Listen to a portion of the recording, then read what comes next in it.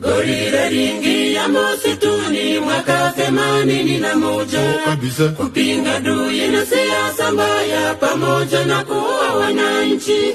Adui tulimupiga, adui tulimupiga, tulimunyanyasa na kumuondoa Uganda na siasa yake mbaya. Tulimufukuza katoka katika nchi ya Uganda.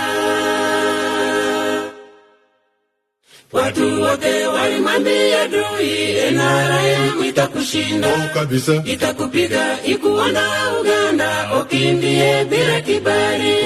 Adui alichanganyikiwa,